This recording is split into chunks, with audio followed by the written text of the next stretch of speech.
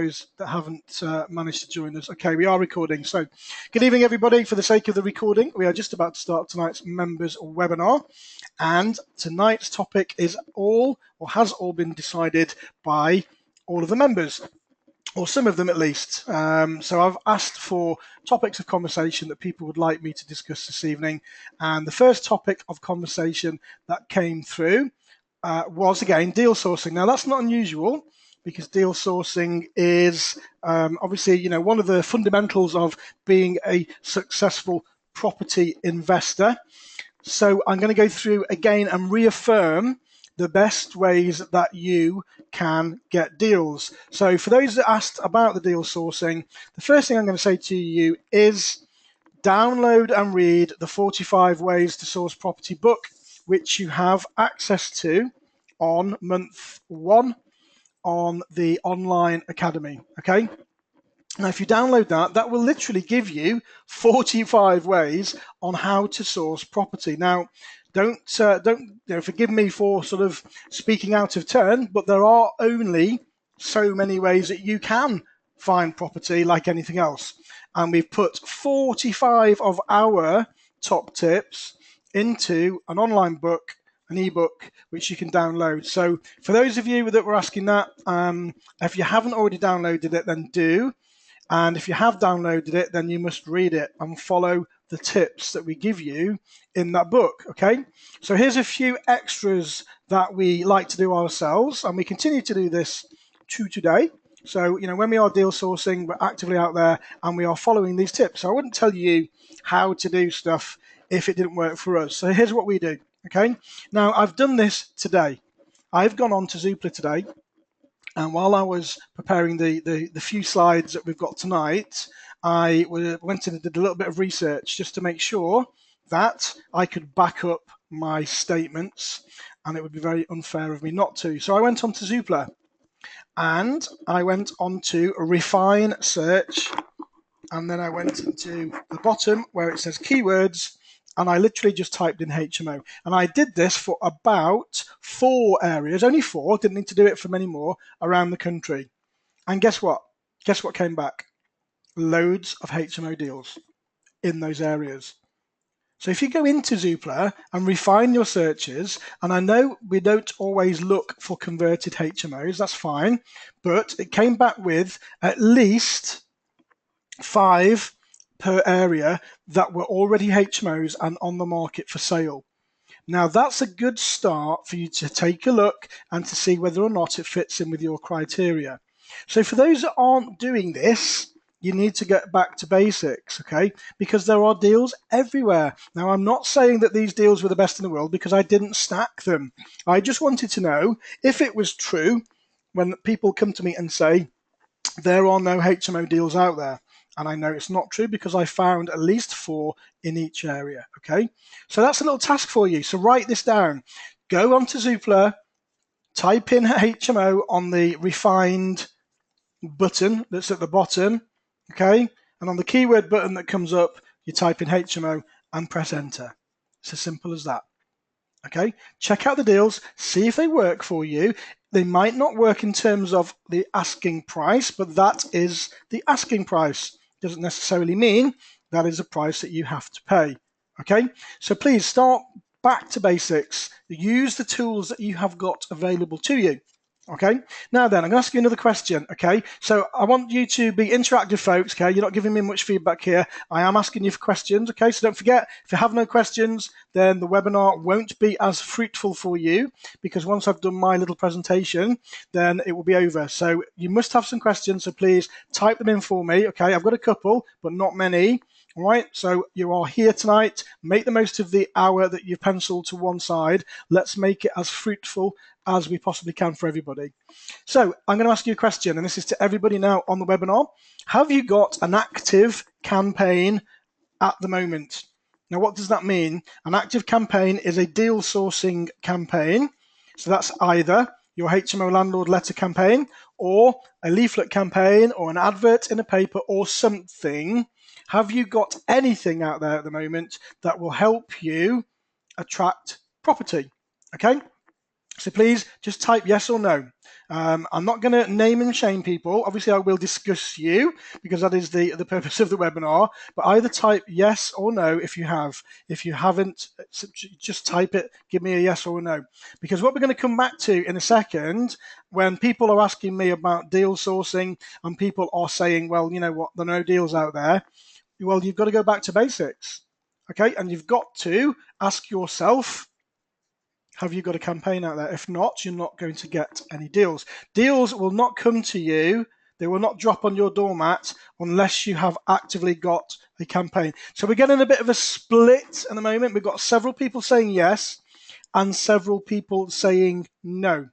Okay? So the ones that are saying yes, well done. For the ones that are saying no, not so well done, because you need to have your net cast. So please, can the ones that have said no tell me how you are going to source deals if you have not got an active campaign out there at the moment? I would like to know, because I can't help you unless you help yourselves, okay? So this isn't about me shouting at you, but as your mentor, I do have to get a little bit tough sometimes and say to you, you have to take action. Now, I know you're sick to death of hearing that, okay? But it's true. So if you haven't got your net cash, you will not catch any fish. Simple as that, folks. Okay. Now I give you all of the recipe that you need to go out and be successful. I can't cook the ingredients for you. You have to do that yourself. And I think that's fair to say. Now, I know there's been quite a few people this month who've posted that they've got deals on the mentoring program. Some people are really getting into it now. Some people are really getting those deals. And, you know, as if by magic, when I ask how those deals are sourced, I'm getting told mainly from the landlord letters. So that just goes to show that it works, folks, doesn't it? It really does work. And all I'm saying to you is that this is the way that we've done it. Okay. And if you want to, follow our success, if you like, then just literally follow the instructions. That's all you need to do. Okay. You don't have to complicate it. All you've got to do is follow the instructions that we give you. Okay. Now, I know sometimes I do, I sort of push back a little bit and say, well, I'm going to challenge you all now, but that's my job to do that, because if I didn't and let you just go and do nothing, then you will do nothing. And it's as simple as that. Okay, so please, folks, help yourselves here. Help me help you by getting back to basics, getting your campaigns out there, and if you haven't got them already, starting from the beginning. Now, trust me, campaigns still work because there are people actively doing it this week. I'm not naming any names. You can go into the forum, but you can have a look to see over the last 3 or 4 weeks who has completed on HMOs, and there have been several within the group and several from a standing start. Okay, so it's been great work for those people. Really proud of them, and all they're doing is what we teach people to do. So you can all be in the same position if you follow the recipe. Okay, cool. So here's another one. So, I put these on today because I sort of pulled myself back today. I was in the office and I said, right, okay, so deals. Let's talk about deals. Let's think about the most successful ways that I have managed to get deals in the last 12 months. So I'm not talking 3 or 4 years ago. Excuse me, folks, just going to take a quick sip of water. A little bit of a tickle in my throat. So I'm not talking, 3 or 4 years ago when things may have been different. I'm talking about the last 12 months. And many of you have been on this program now for 6, 7, 8 months. So quite recent and quite relevant. Excuse me, I do apologize. So what did I do? How many deals have we got in the last 12 months? I think about 3, maybe 4. Haven't really pushed it. Don't really want that many more deals. So we're very specific now with what we want. I'm just going to take some more water, folks. Sorry, try and get rid of this little tickle. Bear with me.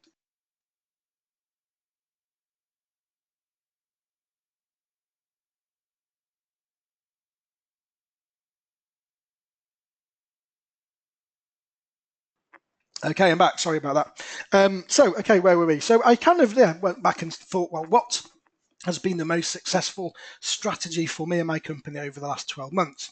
And the first one has been the HMO landlord letters, because the big deal that we did in December, I keep piping on about, and if you've missed it, then I'm sure you'll hear about it again from me soon.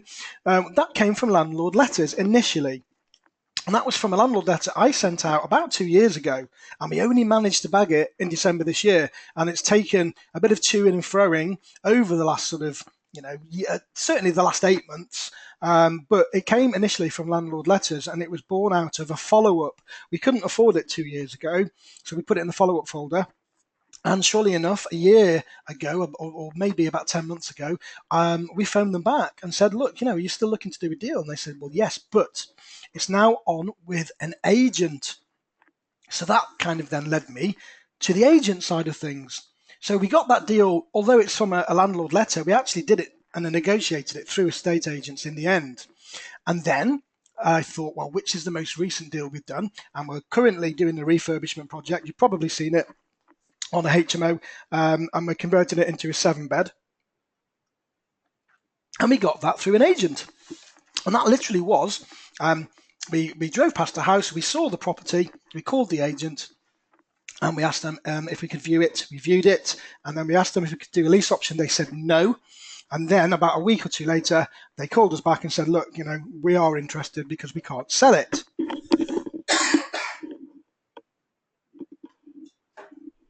It's typical that I've not had a cough all day, and as soon as I do a webinar, I get a little tickle in my throat. Sorry, folks, I don't want to cough down the microphone, so if you experience a couple of gaps, it's because I've taken my headset off.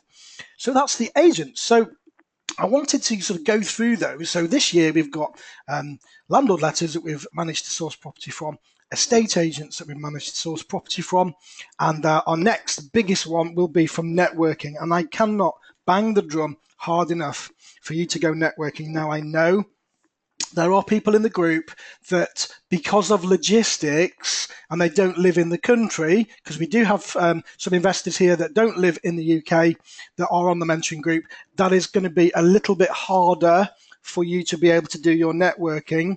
But for those that do live in the UK, networking is absolutely so important. Okay, it really is important. And they say, and I don't want to be cliched here, they say your network is your net worth, and it's absolutely true, folks. I did a presentation in Bath. I say Bath because I went from north.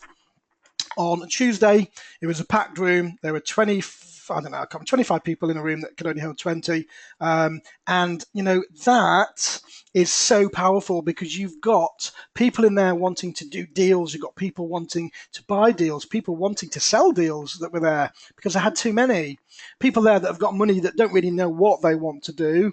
Builders, tradesmen. So networking is so crucial for you, folks. Okay. So please, can you, readdress those little tips that I've given you on there? And for those that posed the question, I hope I have answered it clearly for you. And I think, back to basics maybe for some people. Go back to the 45 ways to source property and see if there's something in there that you've missed that you haven't quite done yet. Because maybe, that would be the strategy that works in your area. Okay, cool. So I'm just reading some questions that are coming through.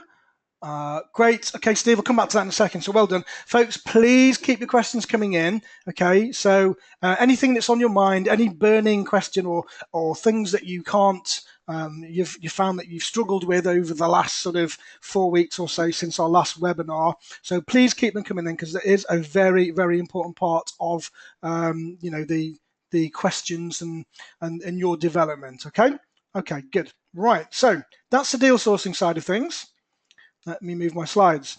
Now, the next question that came onto the platform was probably the most popular, and that was conversion and conversion costs. Now, this is a very difficult one. Okay, so I'm going to cover this in the best way that I can and in the most fair way I can without giving you the wrong information, because it's so important to me that I tell you exactly how it is in the transparency that it needs to be told.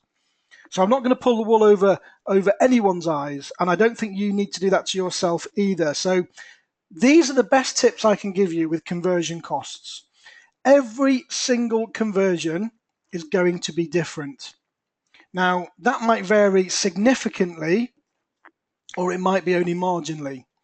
But I can't say to you, well, look, you know, I will say it's going to cost £35,000 to convert a standard 4-bedroom house into a 6-bedroom HMO, because it won't. It might do on some conversions, but on other conversions, it might be well off scale. So the only way that I can tell you to do this, now you've got to take in the fact that you've got you've got areas of the country that are going to be so different. You've got tradesmen that are going to be so different. Now, some tradesmen, if they are at the top of their game and they don't want to take on any more work, they could put £5, £10, £15,000 on the job because they don't want the job. And tradesmen do that, folks. Okay, if you are prepared to pay that, then they will charge you extra, but you'll get a great job. So you've got other tradesmen that are just entering into the market that haven't perhaps got the customer database, and they're looking to get a reputation and build up their customer database, so they won't charge you as much. Okay. You've also then got different structure of houses. Now, every single house is going to be different. So I'll give you an example. On our last conversion, or the one that's current, it's going ahead at the moment, we didn't take into account that none of the plug sockets or the light switches had an earth wire. So that's going to cost us quite a lot of money. So what we've decided to do now is have a complete rewire. So we hadn't taken that into consideration, and that's another £5,000 cost. Okay, some houses might have roof issues. Some houses might have damp issues. Some houses might have dry rot, or they might have wooden beams that need replacing.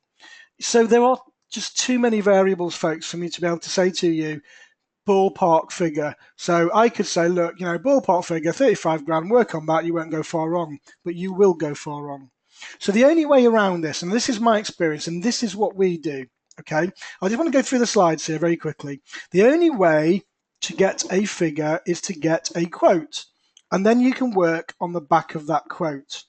Now, if your builder doesn't want a quote, then find a new builder. Now, the question was born from a member of the mentorship program asking her builder to go round to properties that she's viewed before she's put an offer in. And the builder has turned around and said, no, because I'm going to take up too much of my time because you're viewing too many properties. So therefore, what you need to do is put your offer in first. When your offer is accepted, I can then come around and give you a quote. So what I said to that person is find a new builder straight away, because builders are hungry for work, or they should be, and they shouldn't mind coming out to give you quotes for work. And I've never ever had a builder that told me that they could only come and quote on an exchange or an offer going in and being accepted. So if your builder doesn't want to do the quote, then find a new builder. If you estimate it yourself, then sometimes you might get lucky and you might be able to get somewhere close, but you'll get it wrong most of the time. Now, my last job, this isn't the one we're working on now, but my last job, I went and I did a walkthrough and I estimated costs, and I did the deal based on the back of my estimated costs, and I ended up paying £14,000 more than my estimated costs because there were lots of variables I hadn't considered. Okay, so folks, you can't guess. Now, when you get more experienced, then you might be able to start basing it on the back of your other job, but we'll come to that in a second.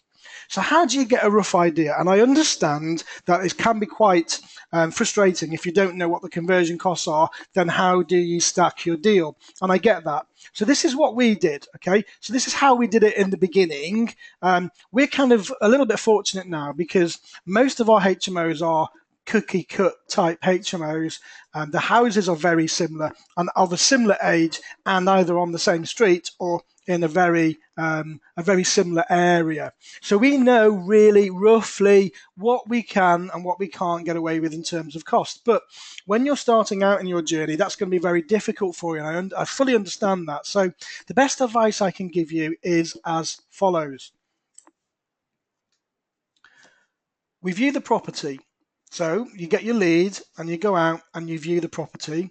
We will initially work out the room sizes. Now this is based on not doing any structural work, and this is based on a purchase of a normal house that we're going to convert into a HMO. So if it's already a HMO, you don't really need to worry too much about it, because you can basically guess on the redecoration works, as that's easy. So I can tell you that a 5-bedroom house is going to cost me around about £2,500 for a lick of paint, and that's included all the doors, the ceilings, the walls, and gloss work. About £2,500 plus VAT. That's what I pay. So I know that's going to cost that. It's going to cost me about £3,500 for carpets, and it's going to cost me about £2,500 for furniture and white goods. So if it's a normal HMO and it's already being converted, then you can estimate the cost of that, because it's a lot easier. But when you're talking about building work, completely different thing. Okay, so back on track. So first of all, we will view the property. We'll then work out the room sizes, and very important, I mean, we still do this ourselves, the room sizes do need to be of the minimum required standard at 6.52 square meters and 10.2 square meters for a double. So we make sure that we take our little electronic measurer with us, and this is based on not doing any structural work to the layout, etc. So that if we like the house, and if we think we've done our due diligence for the area, and we think the area is strong enough for us to be able to sustain a HMO, and we think it will make a good HMO, then the first thing we're going to do is draw over the existing floor plans. Now you get those from the estate agent. They will give you a set of plans, or you can download them from the internet, and we'll draw over them. And you've seen them. You've seen people post them on the forum, and we'll kind of work out what we want to do and how it will work. So if we're going to put en suites in, if there is any stud work that needs to be doing, and then we'll have a look at that and we'll say, okay, well, that looks like it might work as a HMO. So then we need to work out the monthly cash flow. So when the monthly cash flow is worked out, and if we're happy, and if it fits within our criteria, and remember, if you've been on the online academy recently, our criteria was back then, and you know, to a degree still is now, a minimum of £500 a month net profit per property. If it fits in with that, then we're going to start to think about whether or not we can close the deal. But we don't know at this point how much it's going to cost for the conversion. So here's what we did, and you can still do this. And like anything, folks, I have called my HMO officer today, and I have confirmed with them today at 2 o'clock that they still operate this particular system for new investors. Okay, so if my local ward does it, then yours will too. So you can make a note of this if you like, but it's a really good starting point for you. So what we do is we ask for a pre-inspection. So we call the HMO officer, and we'll ask them and book for them to come out and visit the property. Now, you haven't made an offer yet, but that's fine. And estate agents know this. Estate agents will know that you're probably going to have to come around and measure up again. So that's not an issue. So you book another appointment, and then you book the HMO officer, you book the HMO officer first, then you book an appointment with the agent and invite the HMO officer to the property with you in order to draw up a schedule of required works. Okay? Now, you only need to do this once, because if you're going to cookie cut the houses, then they're all going to be the same, and your schedule will be the same for 99.9% of the properties. So that's a good thing about it. Now, you will have to pay for the HM officer to come round, and we charge, or our area charges, £60, £60 for a visit, and that will include the officer drawing up a schedule of works for you. So they come around, they look around, they measure up, they do a schedule of works, okay, and that schedule of works can then be given to the builder. Now, the great thing is you would ask your builder to come round at the same time. So the builder and the HMO officer can talk together, and they can exchange information, and then your builder will get a copy as well, if you give it to them, of the schedule when it's being prepared. Now, it can take a couple of weeks for the schedule to come out, but your builder's already been round, they've got a feel for the property, they're waiting for the schedule, you give them the schedule, or you can make another viewing with your builder, but I would personally try and get the HMO officer and the builder round at the same time. But if the builder needs to go back out when they've received the schedule, then just simply make another appointment to view the property. Okay, then the builder will go and write up a quote based on the required work, and it won't be a required work just from your point of view. It will be the required work that the council have told you you will have to adhere to in order to meet the minimum standards for HMO. So that will include your fire doors and your fire detection system and everything else that you are required to complete. Okay. Now there is a caveat to this. And I've put this at the bottom, and this is very much on a buyer beware. If the deal is amazing, and if it's just been released, and if it's below market value, and if you've got a feeling about it and you know it's just too awesome, then just put an offer in anyway. Okay? So we've got to be a little bit pragmatic about some of this, haven't we?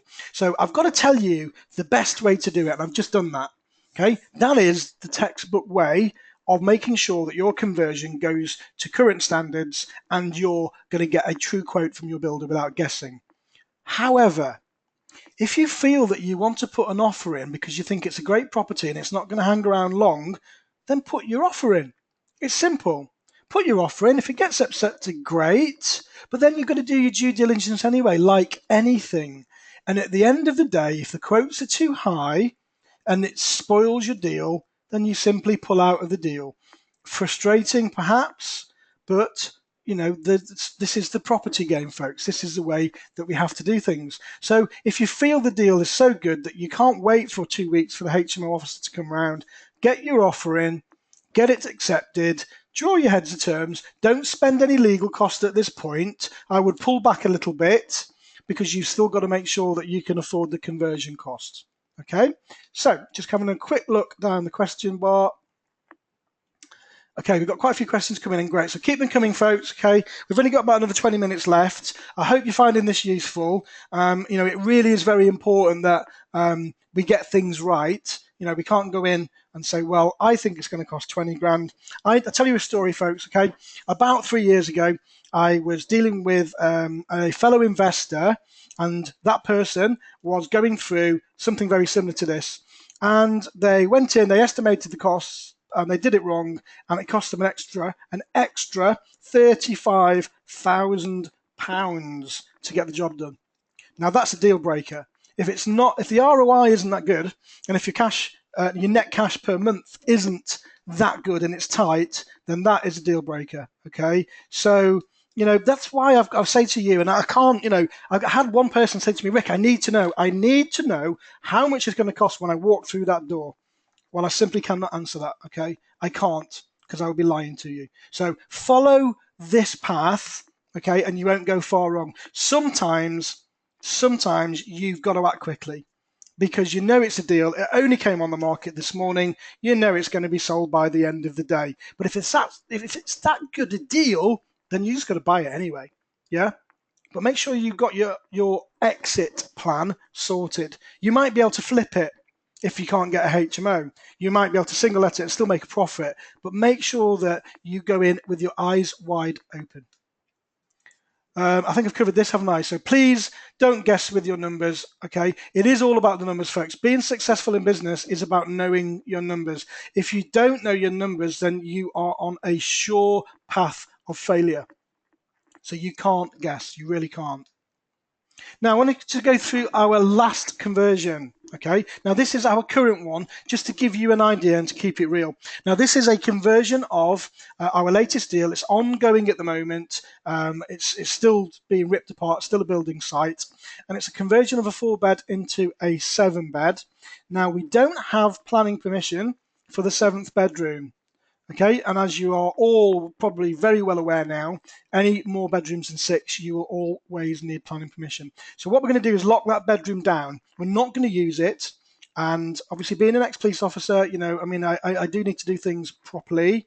And we're not going to use it. We're going to lock it down, and we're going to apply for planning permission when the property's been completed. Now, there's a reason for that. I'll go into that on another webinar. Haven't got time to do it tonight, but we will be applying for the necessary planning permission. If we don't get it, then the deal is still a great deal anyway, and it'll just be used as a storeroom for me, for linen and dressing the beds and things. So that's a 7-bed. We initially wanted to do a garage conversion. Now, I can tell you because I know, because I've done it several times, that a garage conversion, if it's connected to the house and it is just a garage and you want to convert it into a bedroom under the current building regs, then for me, in my area with my own building team, it costs me £7,500 plus VAT. So I can tell you that with conviction, because garage conversions are all very similar and they are almost like a cookie cut. Okay, so that is with a leveling of the floor, or maybe even bringing the floor up to the level of the house. It's with dry line insulation, with soundproofing, fireproof plasterboard, a new window double glazed with a fire exit opener, brickwork to the front of the garage to take away the door and turn it into a garage, and with electrical installation and plumbing for the radiator. Okay, there's no other costs in there. About £7,500 for that. You might get an ensuite thrown in for the same price, depending on where your waste pipes are. So I can tell you that with conviction, because we've done lots of them and they are all pretty much within that price. But it will be dependent on your area as well. You've got to take that into consideration. And it's my building team, and I've worked with them for years. So, okay, so we didn't do a garage conversion on this one because because it came in at too much. The conversion cost was too much. So we've still got an option to get an 8th bedroom, which will be the garage if we decide to go down that way. We need a full rewire, as we've got no earth, which we discovered later. That's cost us another £5,000. Now, that won't necessarily be the price you'll pay for a rewire, because all houses are going to be different, because this is quite a large house as well. You might have smaller houses, it won't cost as much. It includes stud walling, so we've completely redesigned the ground floor of this house, and the lounge and dining room are now 2 bedrooms and a corridor. No, sorry, they're now 3 bedrooms. No, they're not. Let me get back. They're 2 bedrooms, a communal area, and a corridor. So we've completely redesigned the bottom of the house under building regs. You always need to do building regs if you're putting doors and walls up, folks, okay, and sanitary ware for bathrooms. It's also to include removing of all of the wood chip wallpaper from the whole house. So every room, and it's a big house, every room in the property has been stripped. It's to include the plaster of every room. It's to include a Cat D mains interlinked fire detection system and emergency lights. We are adding 2 ensuite bathrooms. Now, the plumbing's already there. All we're doing really is exposing it, because it was already there before, but they didn't finish the job. So we're just putting the tiles in, the shower trays, the showers, and the toilets and sinks. It's a quote to rip out all of the old fixed furniture. Now, this is an old 1980s house. It's got a lot of wood fixed furniture and fire surrounds, and the back of the bed is all wooden fixed and built-in wardrobes. So it's a quote to rip out all of that. A quote to repaint the whole of the house with feature walls, different colour paints, etc. All the gloss work, all the fire doors, every risk room, so every bedroom and the kitchen and the living room, excuse me, are obviously needed brand new fire doors. So we go for the 6-panel doors rather than just plain fire doors, because I think they look a lot nicer and they look a lot more homely. Excuse me, my little tickles come back. And top door closers and incandescent strips. So I hope you're all still with me so far. We also put Euro thumb turn locks on all of the doors, all the bedroom doors, and the front door and the back door. The price doesn't include carpets, and it doesn't include furniture, it doesn't include white goods. It includes all the skips and the removal of the rubbish, and with the building regs and to HMO standards, I'm paying £31,000 for that conversion. So that's to give you an idea of what I have just paid. This is not for you to go away and say, well, this is how much I'm going to pay, because that's what Rick paid. All right, it's absolutely not, folks. You're going to get a different price than this, because you're in a different area and your building team doesn't work directly for you. Although mine don't work directly for me, but I've been working with them I provide them with most of their work full time. Okay, so that's cost me £31,000. Now, on top of that, I'm going to spend about £3,000 to £3,500 in carpets, about £2,500 in furniture, and then my white goods on top. So 2 fridges, microwaves, and all the kitchen stuff, if you like. I'm going to have to get bed linen for every bedroom to begin with because it's a new conversion, and when people want to view it, they're going to want to view every room. So we dress every bedroom in a new property. So we're looking at about £500 worth of soft furnishings. Curtains, probably about the same, about £500 worth of curtains. And I think I pretty much covered it. So this is going to be a £40,000 job for me or thereabouts. Okay, and that's my last conversion. It's current at the moment. That's what we're spending. So I think that's the best way I can answer that question. So for the person that asked it to me, I hope that's been helpful for you. It's the only way I can answer it. The great thing is for you is when you've done one, then you can go in with your own conviction and kind of work it on the back of your last one if it's a similar house in a similar area using the same building team. Okay, folks, I hope you found that really useful. So now it's over to you. So I'm going to go through the questions from the top down. How are we doing for time? We're doing great for time, so we've got 20 minutes now worth of questions. Just going to have a very quick slurp of water. So if you've got any questions on either stuff we've just covered or anything at all that you'd like to discuss, being on the program, we've got 20 minutes to get your questions in. So just give me 2 minutes, folks. Quick slurp of water, and I'll be back in the room.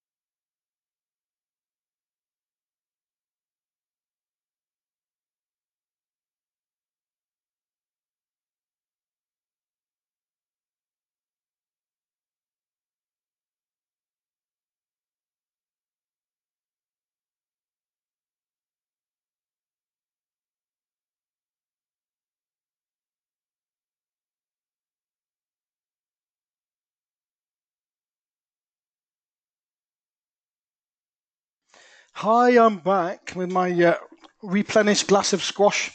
Okay, so let's go through the questions. I know we've got a few in, so let's see if I can answer them for you. Oh, wow, we've got loads of questions. Okay, so where are we? Let's have a look. Okay, hi, Lisa. So Lisa earlier on asked me, what are your views on packaging deals for other investors in order to raise cash flow to invest in your own future projects? Okay, my views. I think if it's a great deal, Lisa, you should keep it yourself. If you can JV it, if it's not in your area, then maybe there'll be somebody that can JV with you. If it doesn't fit your criteria, but it does fit other people that you know, then yes, absolutely, you should monetize every lead. But first, I've never packaged a deal because I've always kept them for myself. But that's kind of, that's the way that we operate, really. We kind of buy and hold. But that's not to say that if I found, because I don't look outside my area anyway, but if somebody sort of, an estate agent approached me with a deal that was out of my area and I felt it was a good enough deal, I'd first of all look to joint venture it and keep the deal. And if that didn't work, then absolutely you can package a deal. But there's a few things you need to consider with deal packaging and deal sourcing. So I'm not a deal sourcer, but you've got to do something, more than enabling somebody to view that property and buying it themselves. So if you went on to Rightmove and Zoopla and you found a deal and then you advertised it as a deal because you sourced it, well, you just get laughed away, really, because you've not done anything than anybody else could do, because all you've done is found a deal on Rightmove. So what you need to do with the deal, if you get hold of a great deal, is obtain it on an option or a lockout, so it's exclusive to you, and then you can then have that option assigned. So you sell it and you sell the option. So you're selling the option to somebody else, and then they have the option to purchase the deal.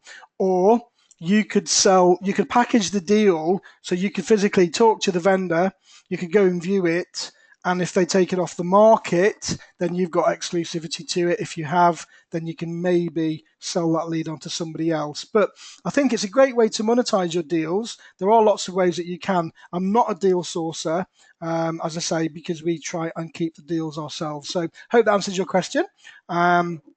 Moving down to lots of yes. Okay, David's saying actively talking with agents. Well done, David. Great work with that. Keep that up. Roger saying you will go for it after meeting Mark on the 23rd. Great. So when you say Mark, I'm presuming you mean our Mark in the group, Mark the accountant. So I'm presuming you're focusing on getting your company structure set up, which is always good.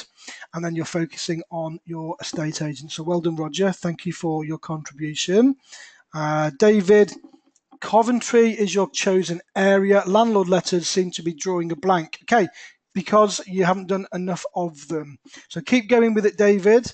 You don't just have to do Coventry. You can do areas surrounding. So as I say in the Learning Academy, what we like to do is have 3 campaigns on the go at any one time.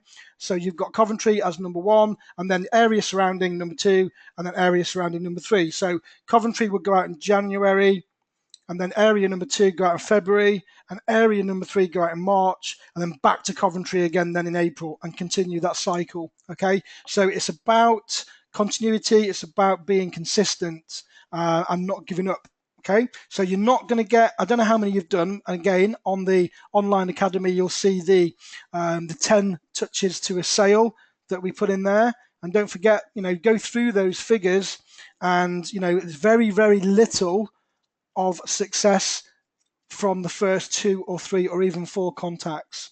After 5, 6, and 7, then it shoots up considerably. So keep going at it. Okay, don't give up. I see underneath you've put changing area. Yeah, don't change. Add to it. Okay. So continue with Coventry, because people might, I don't know how many campaigns you've done, but people are going to start seeing your letter. And if they've seen it 3 or 4 times, they may start to think, okay, well, maybe. But then all of a sudden you stop. And then Lee decides to go and market Coventry as well. Then they might choose to use Lee when their motivation changes. So keep at it. Keep doing what you are doing. Okay.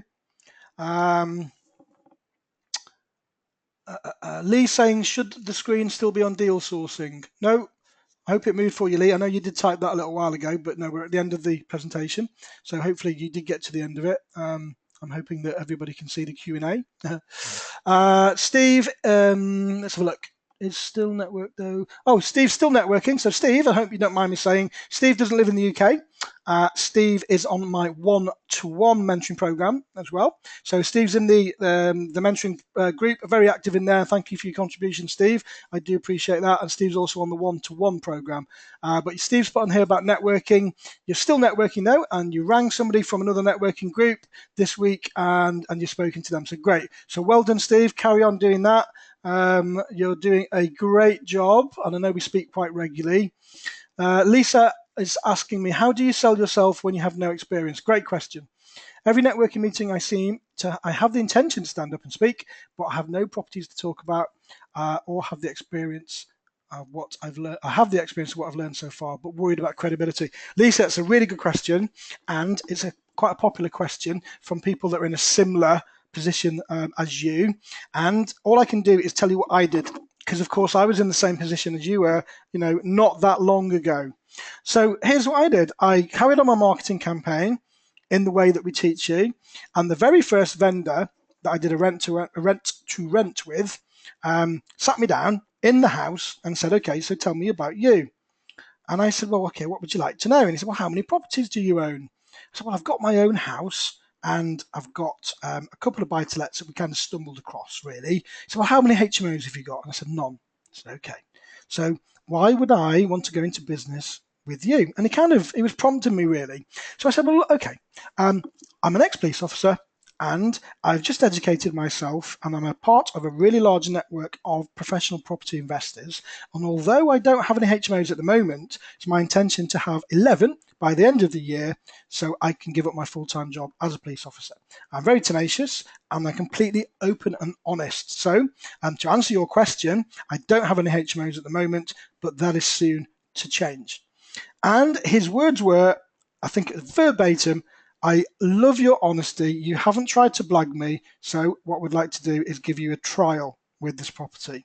So I'm going to say to you in a nutshell, Lisa, is B, and you're in a very similar position, actually. Strangely, it's just dawned on me. So you're in a very similar position. I was on a career break at the time, so I'm not sure you're on, you're there yet with that.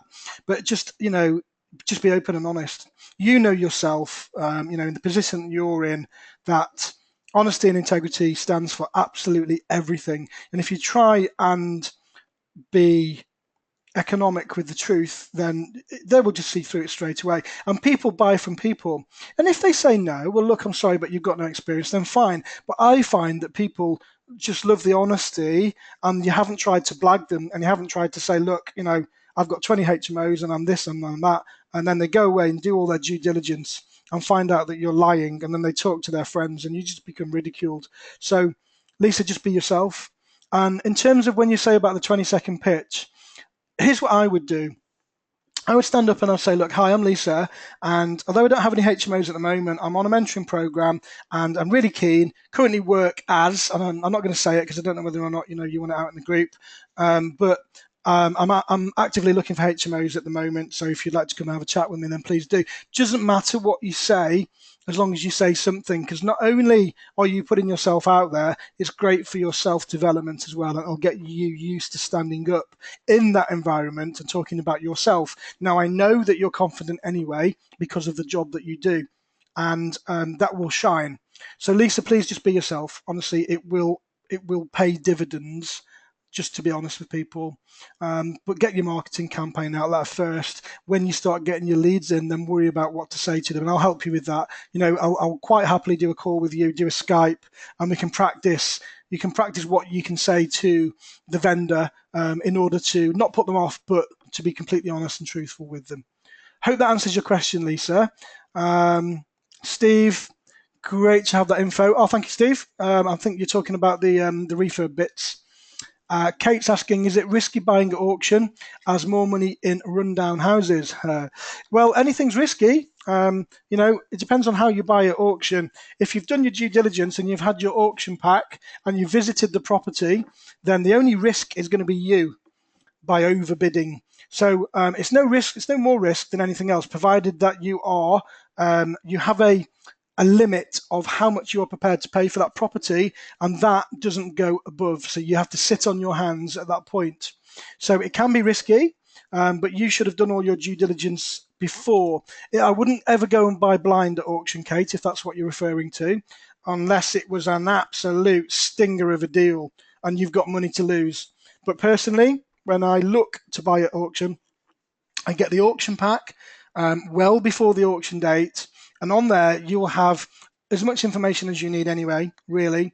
I will absolutely go and see the property. If you need to take a builder and a structural engineer with you, then do that. But you make sure that you do all of your due diligence first. I would never, ever recommend buying blind at an auction. Okay, unless you've got money to burn, Kate, of course. If you've got money, that it doesn't matter. If you get stung, then that's entirely up to you. Roger, after agreeing a purchase, would you still get the HMO officer in for every purchase? Well, personally, no, because I know how to convert a HMO.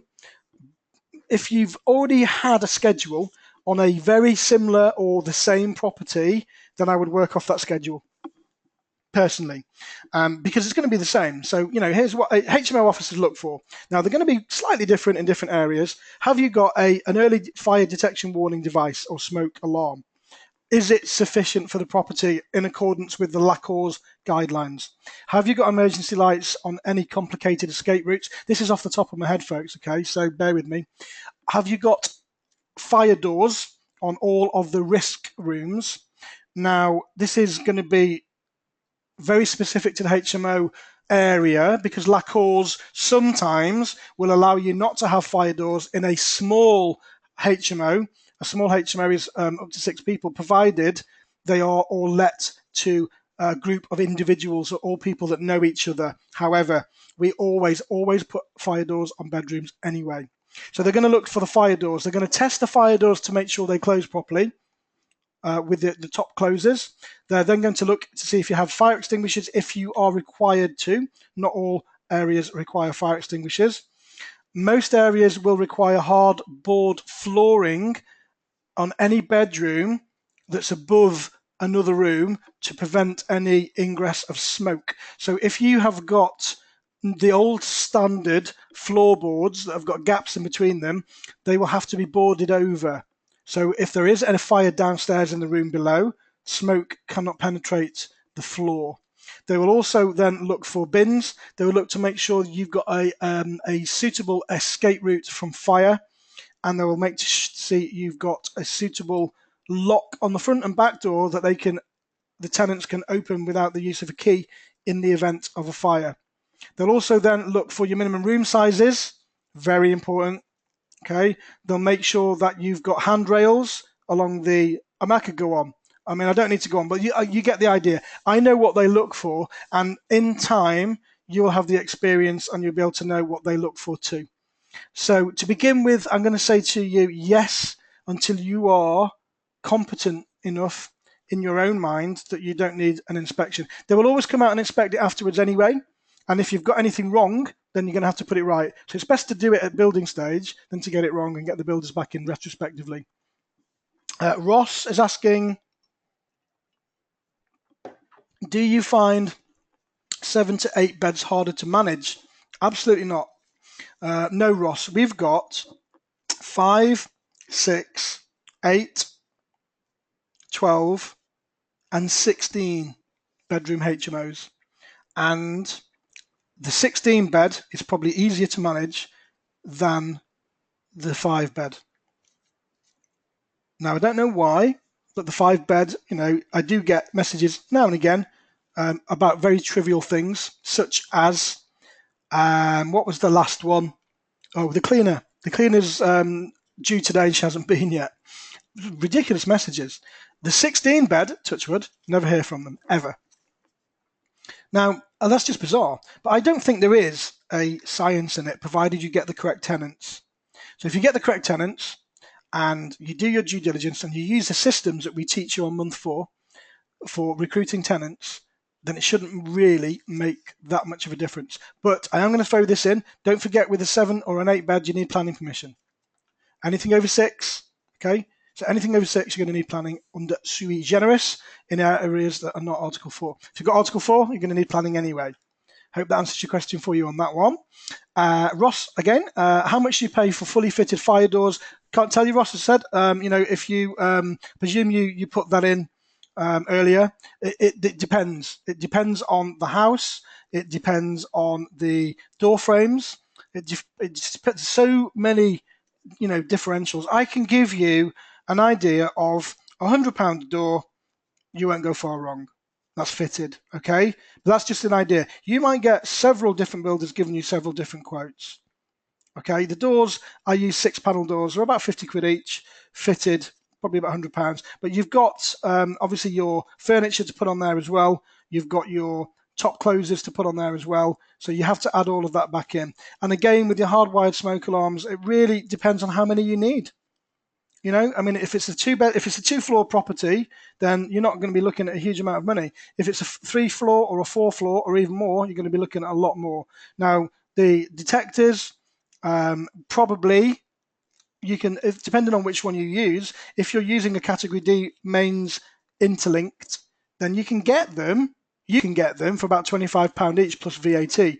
To get them fitted, I would say about £50 each plus VAT. But don't quote me on that, because like I said before, within the conversion costs, everything is different. But you'll be looking at about 50 quid per unit fitted. And that's just a ballpark. Don't hold me to it. Okay, that'll give you an idea, give you an average. Emergency lights are dead cheap. I don't know, no more than 500 quid really to be fitting the emergency lights. It's not a big job. Roger is asking, are there any specific events when planning is required if not extending, and can it be applied for sorry, Roger, I don't understand the question. Are there any specific events when planning is required if not extending? Well, absolutely. If you've got Article 4 in your area and you want to do a HMO, then you're going to need planning permission regardless. But I think you already know that, Roger. So I'm presuming your question is about something else. You can try and do respective Article 4 planning, but you're probably never going to get it unless it's outside of the density population. But if you're not sure about the Article 4 and things, Roger, go back into the academy and go on to the Article 4 lesson. But you can't do a HMO in an Article 4 area without planning permission. Lisa saying, thank you, no problem.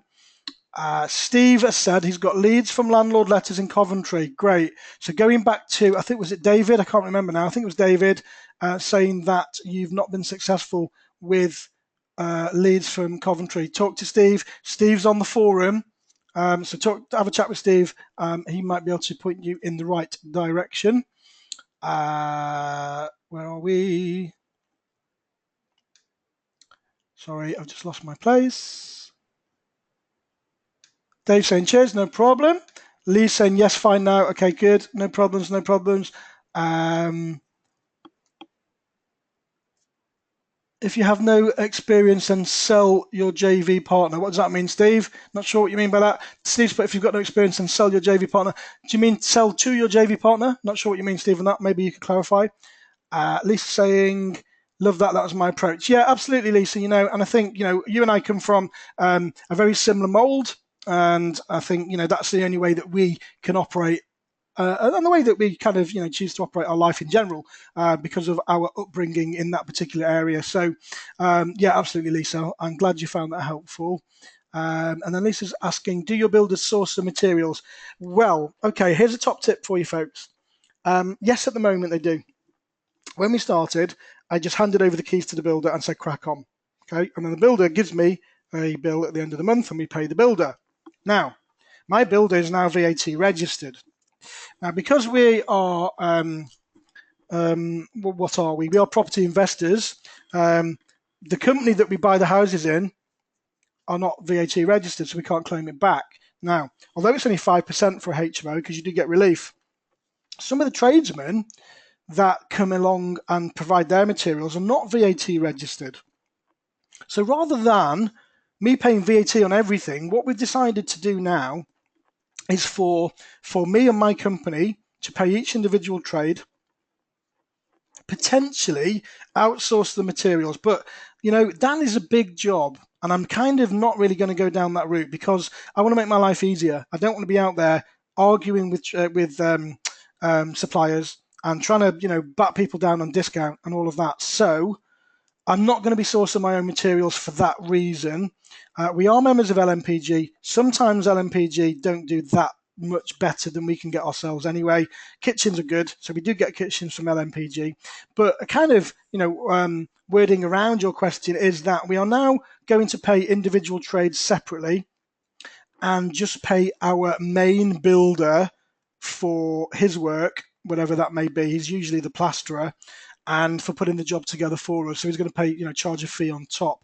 And that way, hopefully, we're going to be a little bit more tax savvy and not have to pay as much VAT. So I think that makes sense. Oh, yeah, I think I've just answered that. Lisa's put underneath to use LMPG. You know what? I fell out with LMPG about 3 years ago, and they may have got better. I did use LMPG, and I ordered a two properties worth of carpets from them. Big job. It was a lot of money, actually. It was quite a big, substantial job. And they messed it up from start to finish, and it got worse and worse. The service was dreadful. Now, it wasn't LMPG's fault. It was a company called Designer Contracts.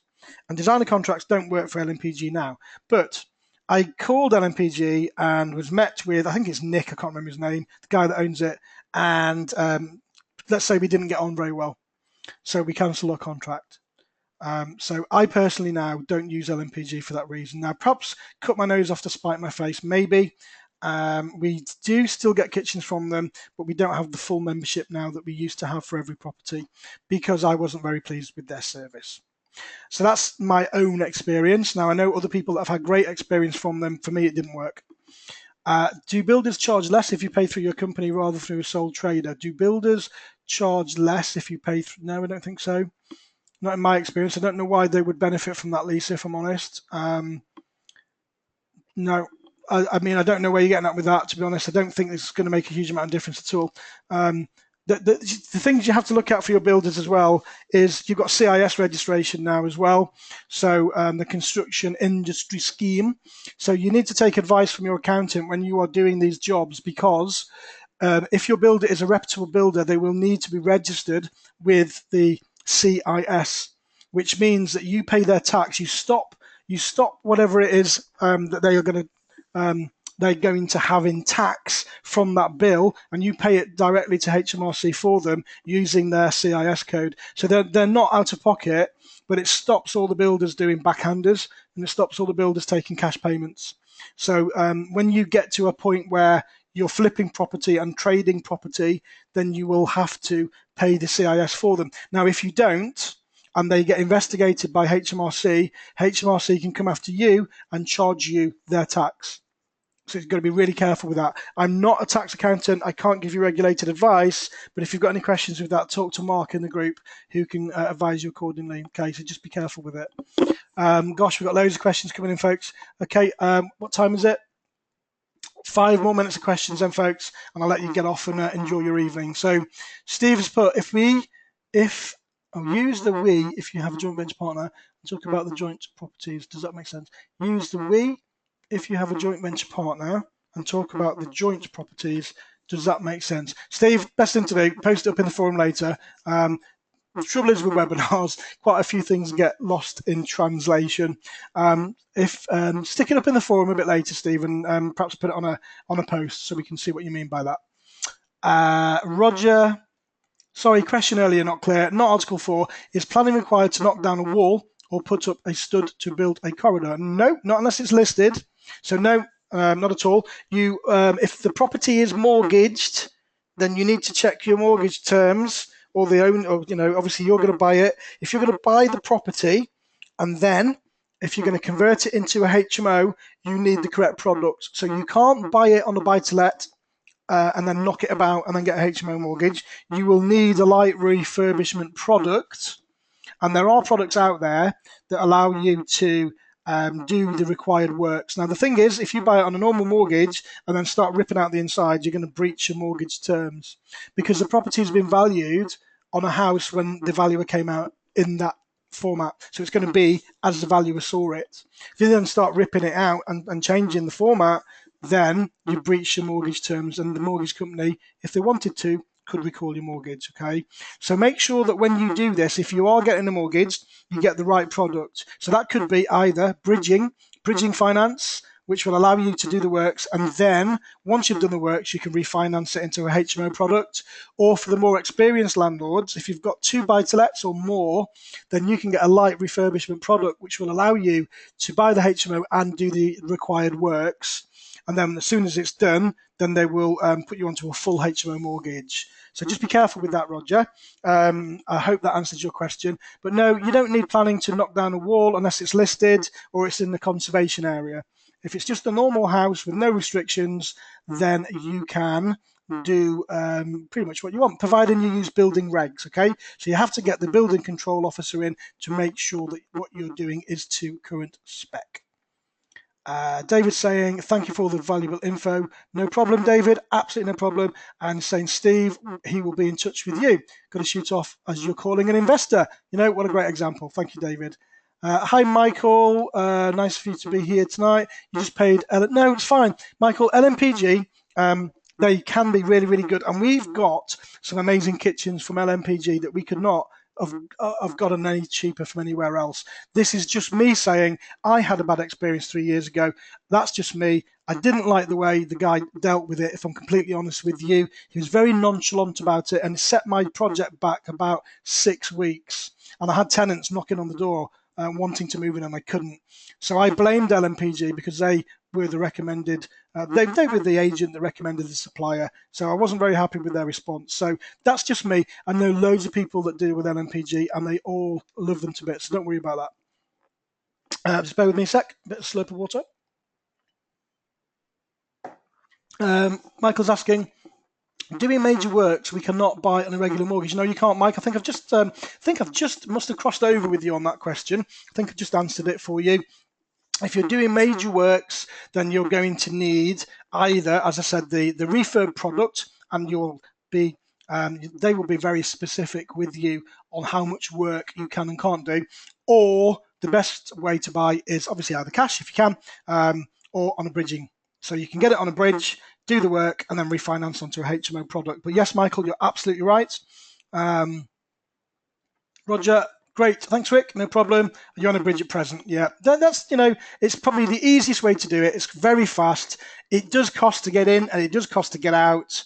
But, if it's rolled up and if it works for you, then, the best thing we do here is make sure that we do it properly so we don't breach any mortgage terms and conditions. And great, Roger's also a broker, so Roger's in the group too. Roger knows what he's talking about in terms of what you can and what you can't get. So I think Roger can probably affirm what I've just said, and make sure that we do things properly, folks. Okay. Steve's saying great webinar. Thank you, Steve. Really appreciate that. The webinar is what you make it as a group.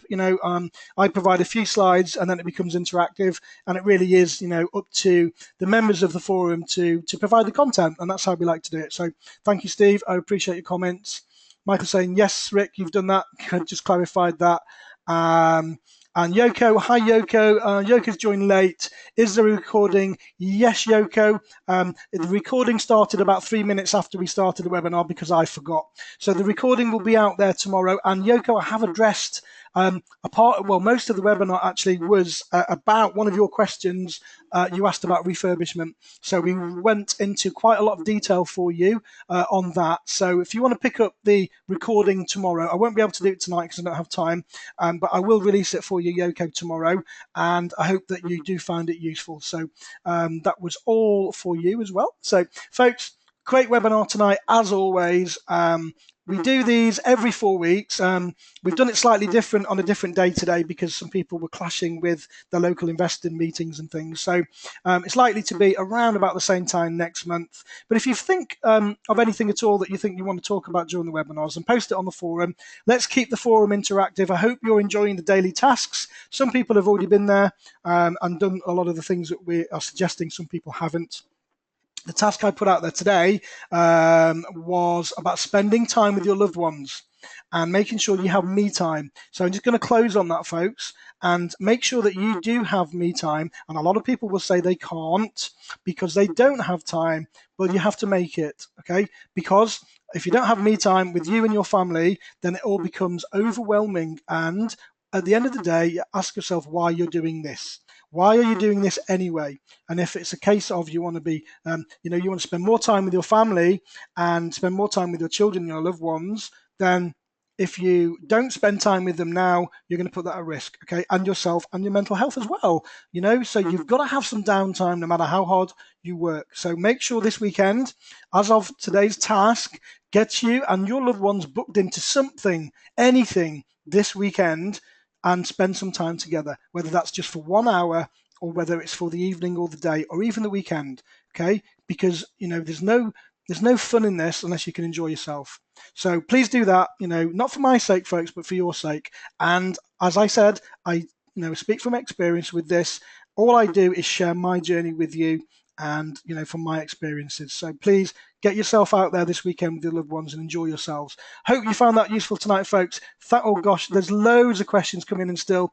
I'll try, folks, I'm going to let you go. If there's any questions I haven't answered, because there's probably about another 15 that have just come in, I will try and answer them on the forum for you. Because when we talk about me time, it's about time you all went now and spent some time with your family. So love you all, folks. Thank you very much indeed. And I'll speak to you very soon.